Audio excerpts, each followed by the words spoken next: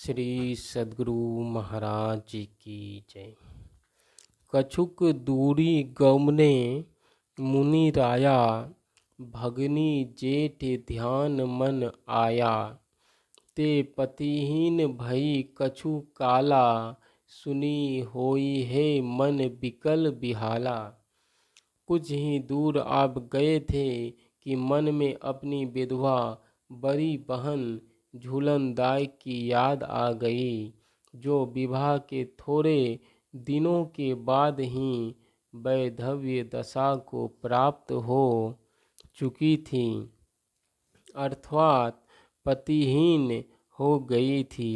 आपके मन में हुआ, जब वे मेरे गृह परित्याग का वृत्तांत सुनेगी तो मेरे बिछोह से उनका ममता पूर्ण हृदय विहल हो उठेगा। मैं अरु पिता आन नहीं कोई, जेहि ठिग जाई कहे दुख रोई। जब गवनी सूरपुर महतारी, तेहि दीन सेविकियो मम न्यारी।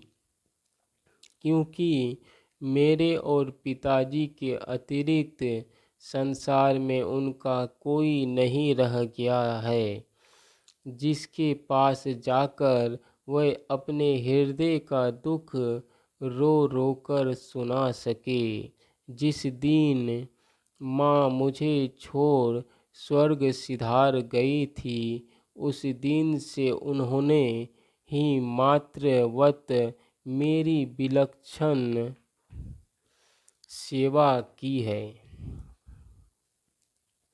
निज उर नेह दियो बरसाई, अब तेहि के कहूँ कौन सहाई।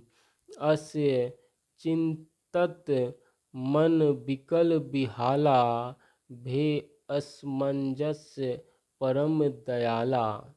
अपना सारा वात्सल्य प्रेम उस दिन से मेरे ऊपर ही उड़ेल दिया। अब मेरे नहीं रहने पर उन्हें देखने वाला संसार में कौन होगा।